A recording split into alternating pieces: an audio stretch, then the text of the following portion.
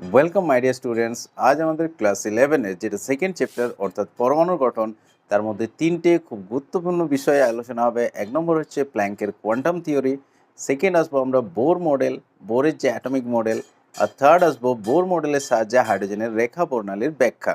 এই তিনটে বিষয় খুবই গুরুত্বপূর্ণ এবং এক্সামে মাঝে মধ্যেই আসে, সুতরাং এই তিনটে বিষয় একটু মন দিয়ে বুঝে নাও।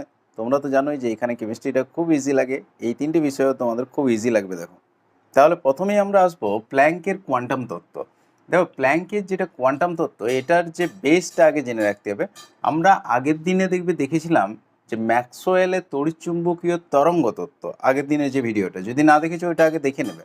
তো ম্যাক্সওয়েলের তড়িৎচুম্বকীয় তরঙ্গ তত্ত্বে আমরা দেখতে পাবো যে বেশ কিছু বিষয় কিন্তু ব্যাখ্যা করা যাচ্ছে না, যেমন হচ্ছে কৃষ্ণবস্তুর বিকিরণ, আলোক তড়িৎ ক্রিয়া, এগুলো নিয়ে ডিটেলস দরকার নেই।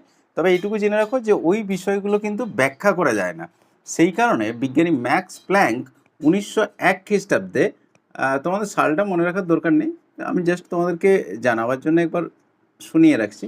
1901 খ্রিস্টাব্দে তার যুগান্তকারী একটা তত্ত্ব প্রকাশ করলেন, যেটাকে বলা হচ্ছে প্ল্যাঙ্কের কোয়ান্টাম তত্ত্ব।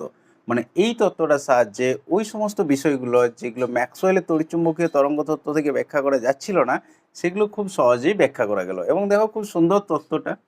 প্ল্যাঙ্কের কোয়ান্টাম তত্ত্বতে কি বলা হলো না, এক নম্বর হচ্ছে কোনো বস্তু কর্তৃক শক্তির শোষণ বা বিকিরণটা, আগের দিন যেরকম আমরা দেখেছিলাম, তো সেই রকম শক্তির শোষণ বা বিকিরণ, এটা ধরো শক্তির শোষণ হচ্ছে, এই কোনো বস্তু কর্তৃক শক্তির শোষণটা আর বিকিরণটা বলছে নিরবিচ্ছিন্নভাবে হবে না, এটা সর্বদা একটা ক্ষুদ্র পরিমাণ, একটা স্বল্প পরিমাণ শক্তির পূর্ণ সংখ্যার গুণিতকে হবে। অর্থাৎ এটা কন্টিনিউয়াসলি ঘটবে না, কিছুটা কিছুটা করে একটা স্বল্প পরিমাণ শক্তির পূর্ণ সংখ্যার গুণিতকে শক্তির বিকিরণ হতে পারে বা শক্তির শোষণ হতে পারে, এটা কিন্তু নিরবিচ্ছিন্ন নয়। এটা প্ল্যাঙ্কের কোয়ান্টাম তত্ত্বের প্রথম মতবাদ। সেকেন্ড কি বললেন, যে ওই যে স্বল্প পরিমাণ শক্তি যেটার পূর্ণ সংখ্যার গুণিতকে শোষণ বা বিকিরণ হচ্ছে, ওই স্বল্প পরিমাণ শক্তিটাকে বলা হচ্ছে কোয়ান্টাম। আর আলোর ক্ষেত্রে ওটাকেই বলা হচ্ছে ফোটন। তাহলে ব্যাপারটা বোঝা গেল যে ওই স্বল্প পরিমাণ যে শক্তিটা, সেটাকে বলা হচ্ছে কোয়ান্টাম, আর আলোর ক্ষেত্রে ওই কোয়ান্টামটাকেই বলা হচ্ছে ফোটন। 3 নম্বর হচ্ছে প্রত্যেকটা কোয়ান্টামে যে পরিমাণ শক্তি থাকে সেটা কিন্তু ধ্রুবক নয়, মানে প্রতিটা কোয়ান্টামে একই পরিমাণ শক্তি থাকে না। এটা নির্ভর করে কোয়ান্টামের যে শক্তিটা, এটা নির্ভর করে বিকিরিত বা শোষিত তরঙ্গের কম্পাঙ্কের উপর। অর্থাৎ কোয়ান্টামের মধ্যে যে শক্তিটা থাকবে সেটা বলছে নির্দিষ্ট নয়, এটা নির্ভর করছে ও কী ধরনের শক্তি বিকিরণ করছে বা শোষণ করছে, সেটা তো তরঙ্গের আকারে হবে, তো সেই তরঙ্গের কম্পাঙ্কটার উপর নির্ভর করছে কোয়ান্টামের শক্তিটা। দেখো, এই বিষয়গুলো আগে একবার শুনে নাও, কারণ প্রথমেই যদি খুব ভালোভাবে বুঝতে যাও হয়তো বুঝতে পারবে না, কিন্তু আগে একবার শুনে নিলে তারপর দেখবে খুব সহজ লাগছে। যাই হোক, 4 নম্বরে উনি কি বললেন, যে যে কোয়ান্টামের শক্তিটা যেটা তরঙ্গের কম্পাঙ্কের উপর নির্ভর করছে, এটা কীরকমভাবে নির্ভর করে না, কোয়ান্টামের শক্তিটাকে যদি আমরা দ্বারা প্রকাশ করি, এনার্জি, সেই কারণে দেওয়া হচ্ছে। তরঙ্গের কম্পাঙ্কটাকে আমরা তো জানি দ্বারা প্রকাশ করা হয় কম্পাঙ্ককে, আগের দিনের ক্লাসে আমরা সব দেখিয়েছি এটা। আচ্ছা, তাহলে বলছি এটা পরস্পরের সমানুপাতিক হবে, অর্থাৎ শক্তিটা কম্পাঙ্কের সাথে পুরোপুরি সমানুপাতিক হবে। অর্থাৎ যার কম্পাঙ্ক বেশি হবে তার এনার্জিও বেশি হবে, সেই কোয়ান্টামগুলোর এনার্জিও বেশি হবে। এই সমানুপাতিক সাইনটা যদি আমরা তুলতে চাই, তাহলে সমান আসবে h², যেখানে h হচ্ছে প্ল্যাঙ্কের ধ্রুবক। সবগুলো একটু বলে দিচ্ছি, দেখো এটাই তাহলে প্ল্যাঙ্কের কোয়ান্টাম থিওরির মূল ইকুয়েশন আমরা বলতে পারি। তাহলে মানে হচ্ছে কোয়ান্টামের শক্তি, এনার্জি, h হচ্ছে প্ল্যাঙ্কের ধ্রুবক, যার মান হচ্ছে 6.626 ইন্টু 10⁻27 আগ সেকেন্ড বা 6.626 ইন্টু 10⁻34 জুল সেকেন্ড। আর্গের সাথে জুলের তো আমরা সম্পর্ক মোটামুটি জানি, তাহলে 1 জুল মানে কি 10⁻7 আর্গ, তার মানে উল্টা দিক থেকে যদি বলি 1 আর্গ মানে 10⁻7 জুল। এটা দেখো -7 শুধু যোগ করে দেওয়া আছে, 27, তার সাথে আরও যদি 7 যোগ করো তাহলে 34 চলে আসছে, -7 যদি যোগ করা হয়। তাহলে প্ল্যাঙ্কের ধ্রুবকের মানটা একটু পারত করে রাখবে, কারণ এগুলো অঙ্কের ক্ষেত্রে আসতে পারে, কম্পিটিটিভ এক্সামে মাঝে মধ্যেই আসে, এইচএসে খুব বেশি আসে না, কিন্তু তাও বলবো করে রাখবে। তো যাই হোক, তাহলে প্ল্যাঙ্কের যেটা আমরা ইকুয়েশন পেলাম, E=h², ব্যাপারটা আশা করি বোঝা গেছে। আর ফিফথ পয়েন্টটা উনি কি বললেন, এই ধারে লিখে দিচ্ছি, ওয়েদারটার জায়গা নেই আর। তো ফিফথ পয়েন্টটা হচ্ছে উনি বললেন যে প্রত্যেকটা কোয়ান্টামের যে শক্তি এটা h² হতে পারে, 2h² হতে পারে, 3h² হতে পারে, মানে পূর্ণ সংখ্যার গুণিতকে হতে পারে, এগুলো সব হতে পারে।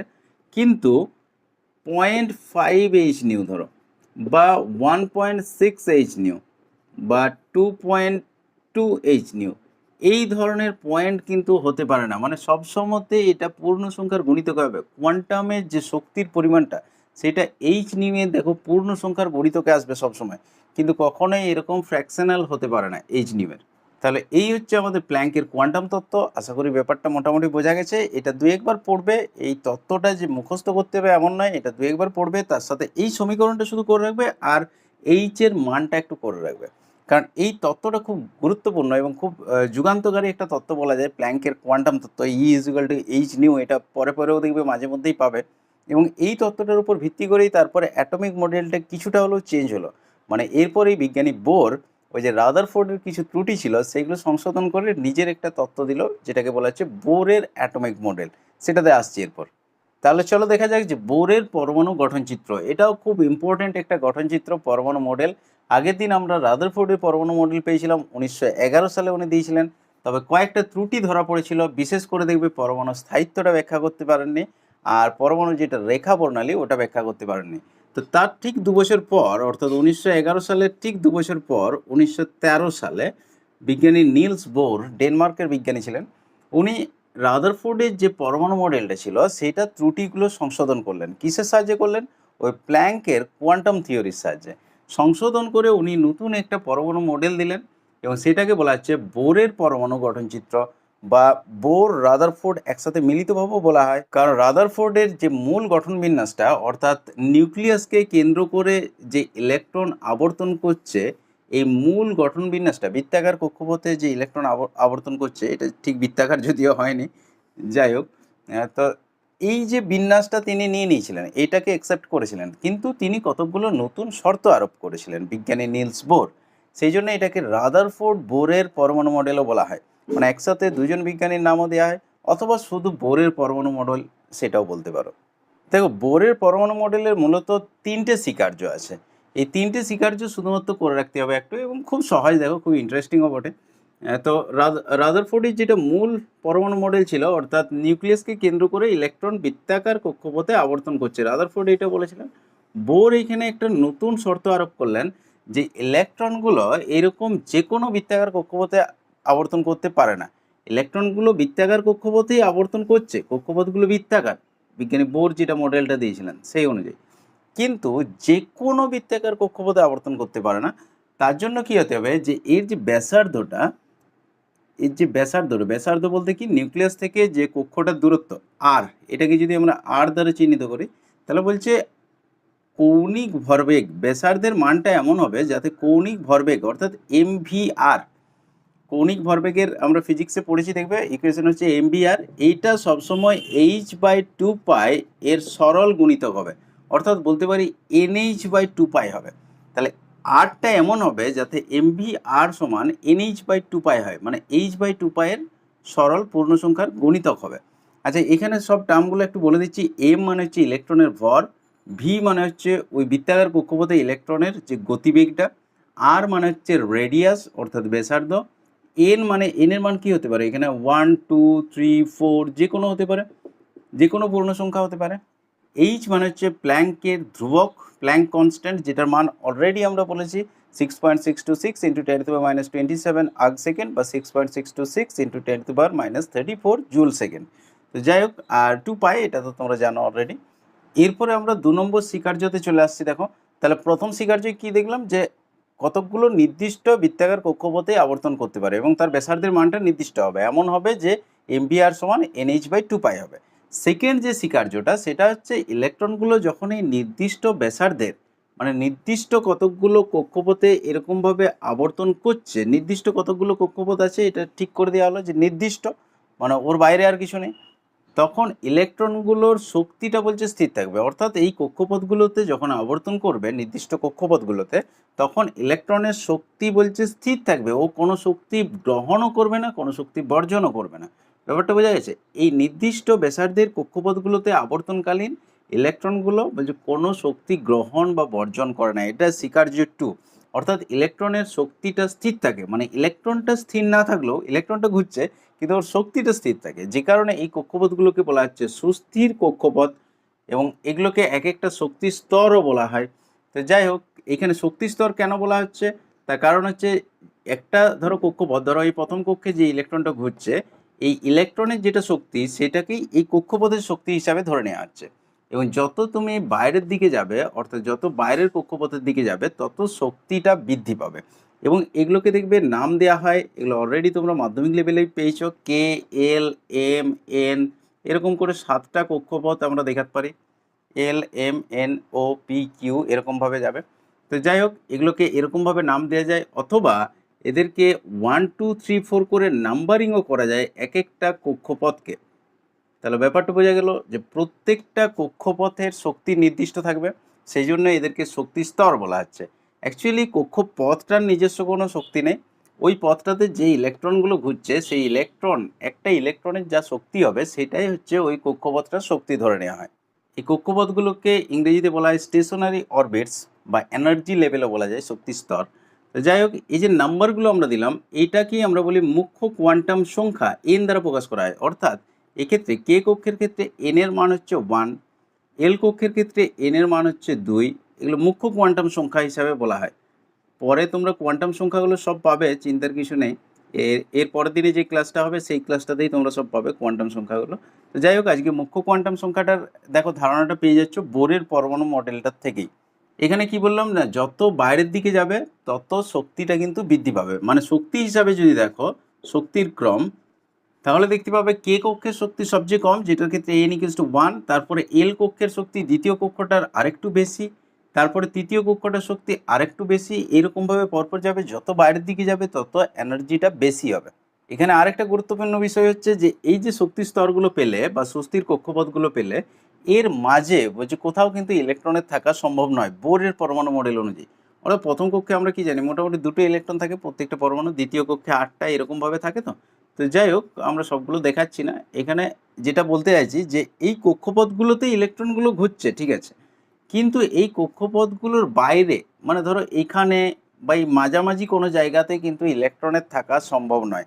শুধু এই কক্ষপথগুলোতেই ইলেকট্রনগুলো আবর্তন করবে, নির্দিষ্ট ব্যাসার্ধের কক্ষপথগুলোতে। তাহলে এটা হচ্ছে আমাদের স্বীকার্য 2। এখন দেখো, তোমাদের যখন করবে, মানে পরীক্ষার জন্য যখন রেডি করবে, তখন পুরো ব্যাখ্যাটা করার দরকার নেই। শুধুমাত্র বইয়ে দেখবে প্রথম 2-3 লাইন একটু মোটা করে দেওয়া আছে, হাইলাইট করা আছে, ওই প্রথম 2-3 লাইন করে রাখবে। বাকিগুলো রিডিং পড়বে অবশ্যই। কিন্তু যদি পরীক্ষাতে আসে ধরো যে বোরের পরমাণু মডেলের 3টি স্বীকার্য লেখো, তাহলে যেগুলো প্রথম 2-3 লাইনে দেখবে মোটা হাইলাইট করে দেওয়া আছে, ওই 2-3 লাইন করে লিখলেই হবে। অর্থাৎ ফার্স্ট স্বীকার্যটা কী ছিল, ফার্স্ট স্বীকার্যের ক্ষেত্রে শুধু লিখবে যে ইলেকট্রনগুলো যে কোনো ব্যাসার্ধের বৃত্তাকার কক্ষপথে নিউক্লিয়াসের চারদিকে আবর্তন করে না, কতকগুলো নির্দিষ্ট ব্যাসার্ধের বৃত্তাকার কক্ষপথে আবর্তন করে, যেখানে ব্যাসার্ধটা এমন হবে যে কৌণিক ভরবেগ mvr সমান nh/2π হবে। সেকেন্ড স্বীকার্যটা ওইরকম লিখবে যে ইলেকট্রনগুলো যখন এই নির্দিষ্ট ব্যাসার্ধের বৃত্তাকার কক্ষপথগুলোতে আবর্তন করে, সেই কক্ষপথগুলোতে আবর্তন করাকালীন ইলেকট্রন কোনো শক্তি গ্রহণ বা বর্জন করে না, এইটুকু লিখলেই হবে। বাকি যতটা তোমাদেরকে দেখানো হলো, অর্থাৎ কে, এল, এম, এন বা এগুলো নাম্বার দেওয়া গেলো, এগুলো জাস্ট স্বীকার্য হিসেবে লেখার দরকার নেই, এগুলো জেনে রাখতে হবে অবশ্যই, কিন্তু স্বীকার্য হিসেবে পরীক্ষার সময় লেখার দরকার নেই। স্বীকার্য 3-এ উনি কি বললেন যে নিউক্লিয়াসকে কেন্দ্র করে এই যে দেখো বৃত্তাকার কক্ষপথগুলো রয়েছে, এগুলোকে সুস্থির কক্ষপথও বলা হয় বা স্থায়ী কক্ষপথও বলা হয়, আর এনার্জি লেভেলও বলা হয়, শক্তি স্তরও বলা হয়। তাহলে বলছে যখন কোনো ইলেকট্রন নিম্ন শক্তি স্তর থেকে, ধরো 1 নম্বর শক্তি স্তর থেকে, 1 নম্বর কক্ষ থেকে ধরো 4 নম্বর কক্ষতে উঠে গেল, তাহলে ইলেকট্রনটা যখন এরকমভাবে নিম্ন শক্তি স্তর থেকে উচ্চ শক্তি স্তরে যাবে, তার মানে এখানে কি ছিল, এনার্জি কম ছিল। এখানে যখন যাচ্ছে তখন এনার্জিটা বেশি আছে। বেশি কি করে হবে, তাহলে নিশ্চয়ই ও কিছু এনার্জি শোষণ করবে। তাহলে কি বলছে যে ইলেকট্রনটা নিম্ন শক্তি স্তর থেকে যখন উচ্চ শক্তি স্তরে যাবে, তখন কিছুটা শক্তি ও শোষণ করবে তরঙ্গের আকারে। ঠিক বিপরীত ঘটনাটা ঘটবে যদি ধরো উচ্চ শক্তি স্তর থেকে একটা নিম্ন শক্তি স্তরে ইলেকট্রন নেমে আসে, তাহলে কি হবে, এখানে দেখো এনার্জি বেশি ছিল, উচ্চ শক্তি স্তর এটা, এখানে আছে মানে এনার্জি বেশি। আচ্ছা, যখন নিম্ন শক্তি স্তরে আসছে তখন ওর এনার্জি কমে যাবে। তাহলে কিভাবে কমবে, অবশ্যই কিছুটা এনার্জি তাহলে ছেড়ে দেবে। তাহলে ইলেকট্রন যখন উচ্চ শক্তি স্তর থেকে নিম্ন শক্তি স্তরে নেমে আসবে, তখন কিছুটা পরিমাণ শক্তি তরঙ্গের আকারেও বিকিরণ করে দেবে। তাহলে যখন বোঝা গেল ইলেকট্রন কখন শক্তি শোষণ করছে বা বিকিরণ করছে, যখন এরকম জাম্প করছে শক্তি স্তরগুলোতে, নিম্ন শক্তি স্তর থেকে উচ্চ শক্তি স্তরে গেলে কিছুটা এনার্জি ও শোষণ করছে তরঙ্গের আকারে, আর উচ্চ শক্তি স্তর থেকে নিম্ন শক্তি স্তরে এলে কিছুটা এনার্জিও ছেড়ে দিচ্ছে। তাহলে বলতে পারি যে শক্তি শোষণ করে নিম্ন শক্তি স্তর থেকে উচ্চ শক্তি স্তরে যায়, আর যখন উচ্চ শক্তি স্তর থেকে নিম্ন শক্তি স্তরে আসে তখন শক্তি বিকিরণ করে, বর্জন করে দেয়। এই এনার্জি গ্রহণ বা বর্জনটা একটা গাণিতিক সমীকরণের সাহায্যে দেখানো যায়। ধরো একটা উচ্চ শক্তি স্তর থেকে এখান থেকে একটা ইলেকট্রন নেমে এলো 1 নম্বর কক্ষপথে। তাহলে ইলেকট্রনটা যখন এই উচ্চ শক্তি স্তর 5 নম্বর কক্ষপথ থেকে 1 নম্বর কক্ষপথে নেমে এসলো, তখন ধরো যে শক্তিটা বিকিরণ করলো, যে এনার্জিটা ছেড়ে দিল, তার কম্পাঙ্ক আমরা পেলাম নিউ, কম্পাঙ্কটা নিউ পেলাম।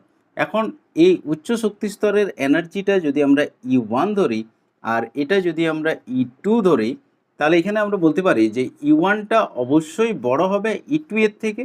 এটা তো হবেই, কারণ ওটা উচ্চ শক্তি স্তর, এটা নিম্ন শক্তি স্তর। তাহলে এখানে যে এনার্জি ডিফারেন্সটা পাওয়া যাচ্ছে, অর্থাৎ যে পরিমাণ এনার্জি ছাড়ছে ডেল্টা ই, প্ল্যাঙ্কের কোয়ান্টাম তত্ত্ব অনুযায়ী আমরা বলতে পারি সমান হবে এইচ নিউ। নিউটা কি? বিকিরণের তরঙ্গ কম্পাঙ্ক, মানে যে তরঙ্গটা বিকিরণ করলো তার কম্পাঙ্কটা। তাহলে ডেল্টা ই সমান এইচ নিউ। এক্ষেত্রে লক্ষ্য করে দেখো E1 আর E2 এগুলো হচ্ছে নির্দিষ্ট, তার মানে ডেল্টা ইটাও আমরা বলতে পারি নির্দিষ্ট। যেহেতু E1 E2 নির্দিষ্ট, তার মানে ওদের মধ্যে যে পার্থক্যটা, অর্থাৎ E1 মাইনাস E2, এই যে পার্থক্যটা এটা ফিক্সড। এখন তাহলে এটা যদি কনস্ট্যান্ট হয়, আবার এইচটাও নির্দিষ্ট, তাহলে ডেল্টা ইও নির্দিষ্ট, এইচও নির্দিষ্ট, তাহলে আমরা বলতে পারি এক্ষেত্রে নিউয়ের মানটাও নির্দিষ্ট আসবে। অর্থাৎ পারমাণবিক বর্ণালীতে সবসময়তেই দেখবে কতগুলো নির্দিষ্ট রেখাই পাওয়া যাচ্ছে। এখানে দেখো খুব একটা মজার একটা উদাহরণ আছে, যেটা হচ্ছে শক্তির কোয়ান্টাইজেশনের ধারণা। শক্তিটা যে ওই স্বল্প পরিমাণ শক্তির স্মল স্মল প্যাকেজেই যে সবসময় যায়, এই যে কোয়ান্টাইজেশন বলা হচ্ছে, মানে কোয়ান্টামের আকারেই সবসময় বিকৃত হয় বা শোষিত হয়, এটার ধারণাটা আমরা মোটামুটি সেই মইয়ের থেকে নিতে পারি। মই অর্থাৎ সিঁড়ি যেটা বলা হয়, অনেকের বাড়িতেই আছে আশা করি। তো এই মইয়ের ধারণা থেকে কিভাবে পাবো, মানে ইলেকট্রনগুলো যেমন একটা শক্তি স্তর থেকে অন্য শক্তি স্তরে যখন আসছে, ধরো 1 নম্বর থেকে 2 নম্বরেও যেতে পারে, বা 2 এর থেকে 3ও যেতে পারে, বা তোমার একটু বেশিও জাম্প করতে পারে। তো এটাকে আমরা মই বরাবর ওঠানামার সাথে তুলনা করতে পারি। কীরকম? যখন মই বরাবর ওঠানামা করো তখন দেখবে একটা ধাপের উপরে আরেকটা ধাপে আমরা পা রাখতে পারি, কিন্তু কখনোই এমন হতে পারে না যে দুটো ধাপের মধ্যবর্তী জায়গায় এইখানে আসমানে আমরা পা রাখতে পারবো, এরকম কিন্তু কখনোই হবে না। অর্থাৎ আমাদেরকে পা রাখতে হলে যেমন কোনো একটা ধাপেই অবশ্যই রাখতে হবে, মাঝে কোথাও আসমানে দাঁড়িয়ে থাকা সম্ভব নয়। সেরকম ইলেকট্রনগুলো যদি জাম্প করতে হয়, মানে নিম্ন শক্তি স্তর থেকে উচ্চ শক্তি স্তরে বা উচ্চ শক্তি স্তর থেকে নিম্ন শক্তি স্তরে, তাহলে এই ধাপগুলোতেই, অর্থাৎ এই নির্দিষ্ট কক্ষপথগুলোতেই ওদেরকে থাকতে হবে। এরকম মাঝে কোনো জায়গায় ইলেকট্রনের থাকা সম্ভব নয়। ব্যাপারটা বোঝা গেছে? উদাহরণটা খুব ভালো। এর থেকে দেখো শক্তির কোয়ান্টাইজেশনের আমরা ধারণাটা পেয়ে যাচ্ছি। তার মানে কি, সর্বদা একটা নির্দিষ্ট ক্ষুদ্র পরিমাণ শক্তির পূর্ণ সংখ্যার গণিতকেই সবসময় শক্তির শোষণ বা বিকিরণটা হবে। বলতে পারি এক একটা কোয়ান্টামের আকারেই শক্তির শোষণ বা বিকিরণটা অবশ্যই ঘটবে। এরপর নেক্সট আমরা খুব একটা ইন্টারেস্টিং বিষয়ে আসবো, সেটা হচ্ছে হাইড্রোজেনের রেখা প্রণালীর ব্যাখ্যা। হাইড্রোজেনের রেখা প্রণালীর ব্যাখ্যাটা বোরের পরমাণু মডেল অনুযায়ী খুব সুন্দরভাবে করা গেছে। দেখো তো বোরের পরমাণু মডেল অনুযায়ী প্রথমেই কি বলা হচ্ছে, যে হাইড্রোজেনের যে পরমাণুটা, হাইড্রোজেন পরমাণুটা লক্ষ্য করলে দেখবে 1H1, তাই তো? তার মানে এর মধ্যে একটা প্রোটন থাকে আর একটাই তোমার ইলেকট্রন থাকে, একটা ইলেকট্রনই 1 নম্বর কক্ষপথে ঘুরছে। তাহলে সাধারণ অবস্থায় বলছে যে হাইড্রোজেন পরমাণুটা, এটা ধরো হাইড্রোজেন পরমাণু, এটা সাধারণ অবস্থায় হাইড্রোজেন পরমাণুর ইলেকট্রনটা n=1 কক্ষপথেই থাকে, যেটাকে বলা হচ্ছে ভূমিস্তর অবস্থা বা গ্রাউন্ড স্টেট। কিন্তু যদি বাইরের থেকে কোনো শক্তি এ পেয়ে যায়, এ যদি কোনো এনার্জি ধরো পেয়ে যায়, তাহলে কি হবে, ওই ইলেকট্রনটা উত্তেজিত হবে এবং n=1 থেকে ও জাম্প করে যে কোনো কক্ষপথে যেতে পারে। এখানে নিচে আমি ছবিটা দেখিয়ে দিচ্ছি। ধরো এইখানে ইলেকট্রনটা আছে n=1 এ। এখন ও যদি কোনো এনার্জি পেয়ে যায়, তাহলে কি হবে, ওর এনার্জি বেড়ে যাবে, তখন ও উপরে যে কোনো কক্ষপথে ঝাঁপিয়ে উঠে যেতে পারে যখন বাইরে থেকে কোনো শক্তি পাবে, তাপ বা আলো, যে কোনো শক্তি। এরপরে ওই বহিস্থ শক্তিটাকে যদি তুমি সরিয়ে নাও, তাহলে কি হবে, ওই ইলেকট্রনটা যেটা তোমার উপরে উঠে গেছিলো, এই ইলেকট্রনটা আবার ঝাঁপিয়ে নামবে এবং সে যে কোনো কক্ষপথে নামতে পারে। 2 নম্বরে আসতে পারে, 1 নম্বরে আসতে পারে, 3 নম্বরে আসতে পারে, যে কোনো কক্ষপথে ও কিন্তু নামতে পারে। যেরকম শক্তি ও বিকিরণ করবে তার উপর নির্ভর করছে যে ও কতটা নামবে। এখন কিছু পরিমাণ যখন হাইড্রোজেন গ্যাস নিবে, এটাতে ধরো আমার কিছু পরিমাণে হাইড্রোজেন গ্যাস আছে, তাহলে এর মধ্যে শুধু একটা হাইড্রোজেন পরমাণু তো নেই, প্রচুর হাইড্রোজেন পরমাণু আছে এবং প্রত্যেকটা পরমাণুতে একটা করে ইলেকট্রন আছে। তাহলে বিভিন্ন পরমাণুর যে বিভিন্ন ইলেকট্রন সেইগুলো বিভিন্ন পরিমাণ শক্তি শোষণ করে বিভিন্ন উচ্চ শক্তি স্তরে যেতে পারে। আবার যখন ওরা ছাড়ছে তখন যে কোনো নিম্ন শক্তি স্তরে আবার নেমে আসতে পারে। মানে কেউ n=1-এ আসতে পারে, কি কোনো হাইড্রোজেন পরমাণুর ইলেকট্রন n=2-তেও আসতে পারে, কোনো ইলেকট্রন হয়তো 3-তে আসতে পারে, যে কোনো আসতে পারে। তাই এটাই বলছে যে যখন ইলেকট্রনগুলো উচ্চ শক্তি স্তর থেকে n=1 স্তরে আসে, ধরো উচ্চ শক্তি স্তর, যে কোনো উচ্চ শক্তি স্তর থেকে ধরো n=1-এ এলো, এটা এরকমভাবে দেখানো যায়। তোমাদের বই দেখবে খুব সুন্দরভাবে ছবিগুলো করা আছে। তাহলে ধরো n=1-এ নেমে এলো, এইটা তখন যে সারিটা পাওয়া যাচ্ছে সেটাকেই বলা হচ্ছে লিমেন সারি। অর্থাৎ এটা লিমেন সারির বর্ণালী সৃষ্টি করছে। একই রকমভাবে যখন n=2-তে নেমে আসবে, যে কোনো উচ্চ শক্তি স্তর থেকে n=2-তে ইলেকট্রন যদি নেমে আসে, তখন আমরা কি পাবো? বামার সারি। প্রত্যেকটা দেখো এক একটা আলাদা আলাদা সারি পাওয়া যাচ্ছে। যত নম্বর কক্ষপথে নেমে আসছে তার উপর নির্ভর করে সারিগুলো হচ্ছে। একই রকমভাবে যদি n=3-তে নেমে আসে, মানে 4 থেকে 3-তে আসুক, বা 5 থেকে আসুক, বা 6 থেকে আসুক, বা 7 থেকে আসুক, যে কোনো কক্ষ থেকে যখন 3-তে আসছে তখন আমরা পাচ্ছি প্যাসেন্ট সারি। বোঝা যাচ্ছে? একই রকমভাবে n=4-এ এলে ব্র্যাকেট, n=5-এ এলে ফুন্ড, n=6-এ এলে হামফ্রিজ। অর্থাৎ ছোটা সারির বর্ণালী আমরা পাবো। লাস্ট কি পাবো? লাস্ট হচ্ছে n=6-এ আসবে, তখন আমরা হামফ্রিজ সারির বর্ণালী পাবো। n=7-এ আসা সম্ভব নয়, কারণ 7-এর থেকে বেশি কক্ষপথ তো নেই, 7টাই কক্ষপথ দেখানো হচ্ছে। তাহলে বোঝা গেল যে হাইড্রোজেন পরমাণুতে একটা মোটে ইলেকট্রন থাকলেও যেহেতু ওর জন্য সমস্ত কক্ষগুলোই তোমার অ্যাভেলেবেল রয়েছে, সেই কারণে হাইড্রোজেনের 6টা সারি দেখা যায়, অনেকগুলো রেখা পাওয়া যায় হাইড্রোজেনের বর্ণালীতে। আশা করি ব্যাপারটা খুব সহজেই তোমরা বুঝতে পেরেছো। এরপরে চলো আমরা দেখে নিই যে বোর মডেলের মধ্যে তাহলে কি কি সাফল্য পাওয়া গেল। দেখো, বোর মডেলের যে সাফল্যগুলো, এগুলো খুব বেশি মুখস্থ করার দরকার নেই, জাস্ট একবার রিডিং পড়ে রাখবে, কারণ এগুলো অত বেশি গুরুত্বপূর্ণ নয়। বরং বোর মডেলের ত্রুটি দুটো করে রাখবে, এরও ত্রুটি আছে। তো যাই হোক, আগে আমরা সাফল্য দেখি, তারপরে আমরা ত্রুটিতে আসবো। তো বোর মডেলের প্রথম যে দুটো সাফল্য, প্রথম যেটা হচ্ছে রাদারফোর্ডের ত্রুটি ছিল, সেগুলো দেখো এখানে কারেকশন হয়ে গেছে। নাম্বার 1 হচ্ছে পরমাণু স্থায়িত্বটা, দেখবে রাদারফোর্ড মডেলে ব্যাখ্যা করতে পারেনি, কিন্তু এক্ষেত্রে বোর মডেলে পরমাণু স্থায়িত্বটা ব্যাখ্যা করা গেছে। কারণ কি? ইলেকট্রনগুলো যখন নির্দিষ্ট কক্ষপথগুলোতে ওই শক্তি স্তরগুলোতে আবর্তন করছে, তখন ওরা কোনো শক্তি শোষণ বা বিকিরণ করছে না। তাহলে যেহেতু শক্তি বিকিরণ হচ্ছে না, তার মানে ওর কক্ষপথের ব্যাসার্ধ ছোট হবে না বা নিউক্লিয়াসে গিয়ে আছড়ে পড়বে না। তাহলে বোর মডেলের সাহায্যে প্রথম যে সাফল্যটা পাওয়া যাচ্ছে সেটা হচ্ছে পরমাণুর গঠনটা ব্যাখ্যা করা গেছে, স্থায়িত্বটা ব্যাখ্যা করা গেছে। 2 নম্বর হচ্ছে পরমাণুর যে রেখা বর্ণালী, সেটারও ব্যাখ্যা কিন্তু পাওয়া গেল বোর মডেল থেকে, এর আগেই দেখিয়ে দিলাম একটু আগে। আচ্ছা, 3 নম্বর আরও ছোটো ছোটো অনেক সাফল্য পাওয়া গেছে, যেমন প্রত্যেকটা ইলেকট্রনের যেগুলোতে ঘুরছে কক্ষপথগুলো, তার ব্যাসার্ধটা নির্ণয় করা গেছে বোর মডেলের সাহায্যে। তারপরে তোমার ইলেকট্রনের শক্তি নির্ণয় করা গেছে, রিডবার্গ ধ্রুবকের মান নির্ণয় করা গেছে। এগুলো ছোটো ছোটো বেশ কিছু সাফল্য আছে, জাস্ট একটু রিডিং পড়বে, এগুলো মুখস্থ করার দরকার নেই।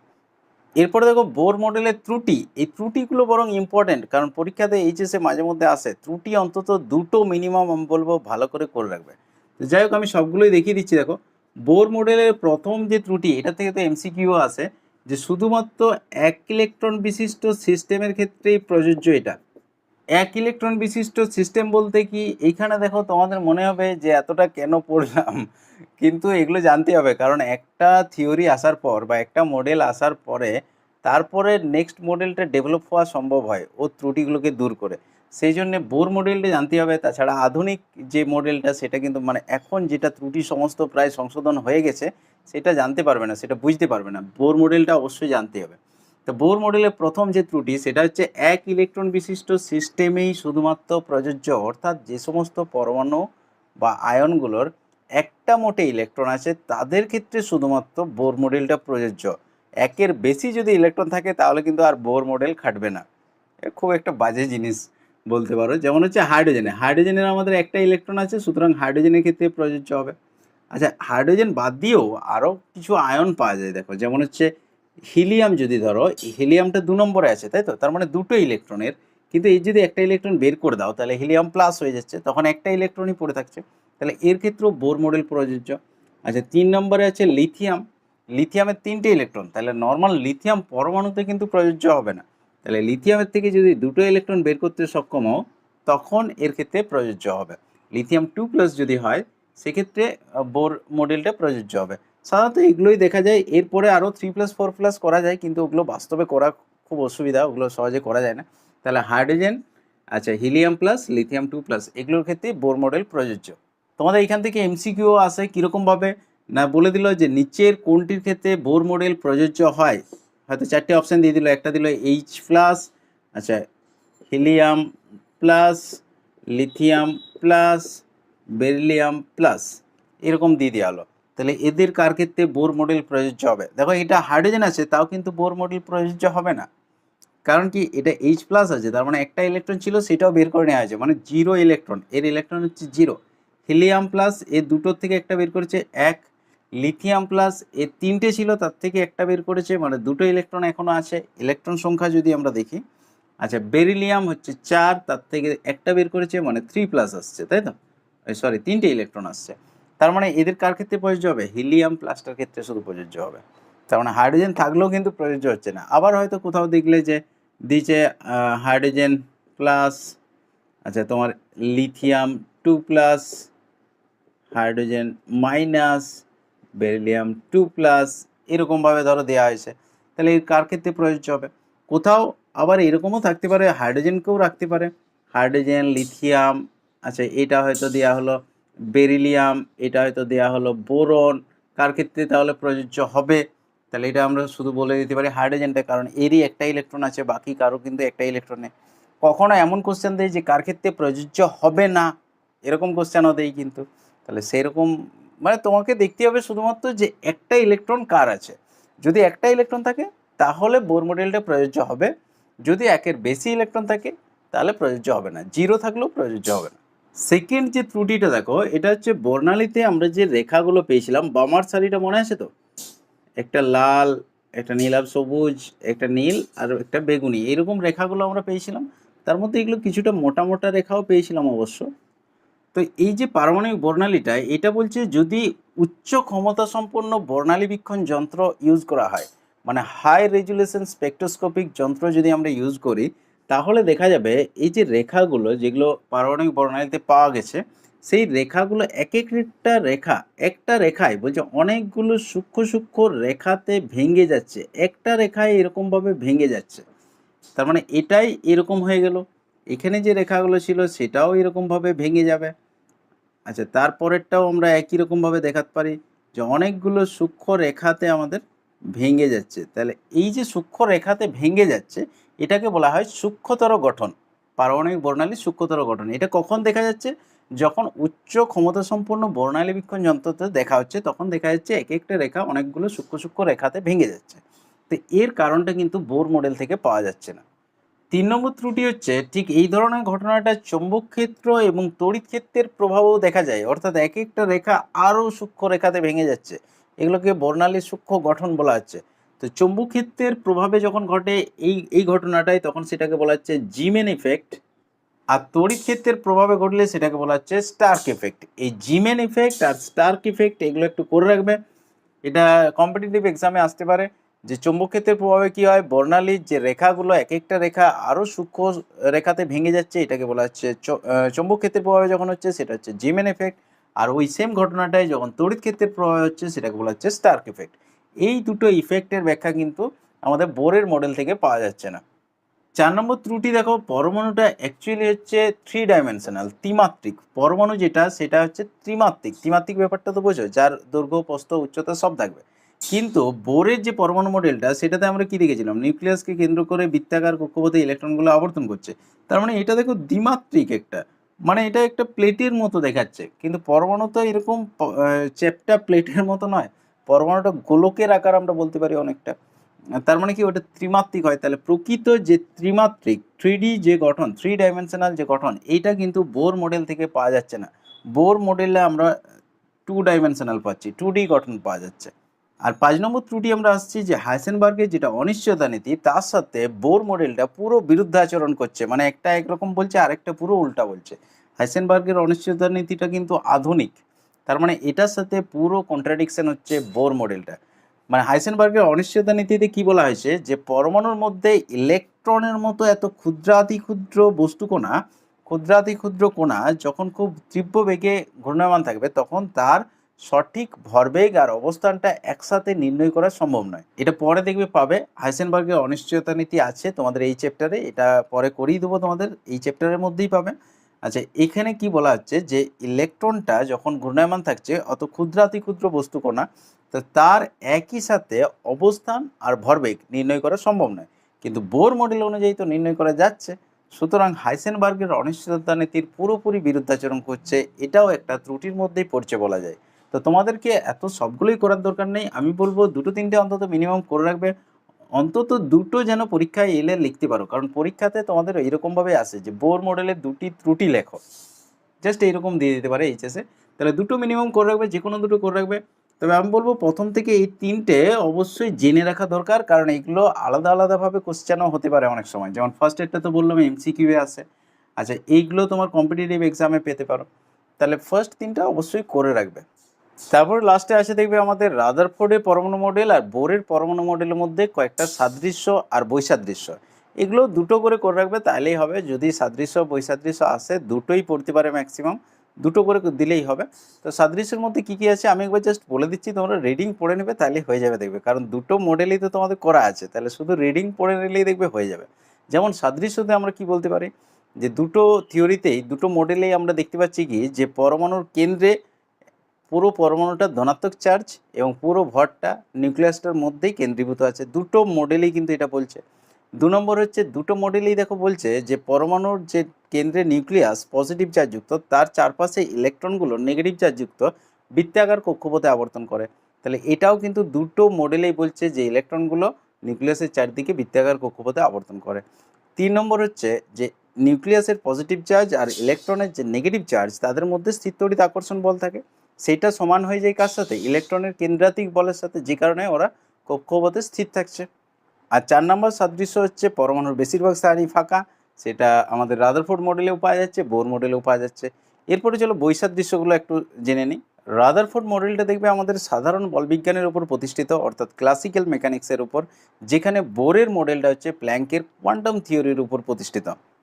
2 নম্বর হচ্ছে রাদারফোর্ড মডেলের সাহায্যে আমাদের পরমাণুর গঠনটা ব্যাখ্যা করা যাচ্ছিল না, বোরের মডেলটা পরমাণু গঠনটা ব্যাখ্যা করে দিতে পারলো। আচ্ছা, রাদারফোর্ড মডেলের সাহায্যে আমাদের পরমাণুর যে রেখা বর্ণালী সেটা ব্যাখ্যা করা যাচ্ছিল না, বোর মডেলের সাহায্যে ওটা ব্যাখ্যা হয়ে গেল।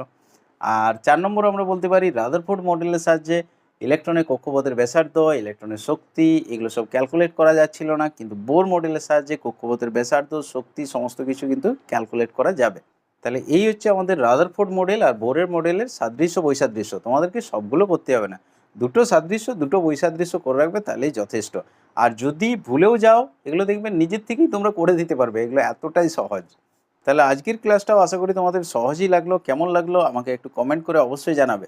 নেক্সট দিন তোমাদের সোমারফিল্ড মডিফিকেশন হবে, অর্থাৎ ওইটাই আমাদের লাস্ট মডেল বলতে পারি। সোমারফিল্ড সেরকম নিজের থেকে বেশি কিছু দেননি, শুধু কয়েকটা জায়গা বোরের মডেল থেকে চেঞ্জ করে দিয়েছিলেন, একটু মডিফিকেশন করে দিয়েছিলেন, কিন্তু তাতেই আমরা মোটামুটি একটা সঠিক জায়গাতে পৌঁছে গেছি বলতে পারো।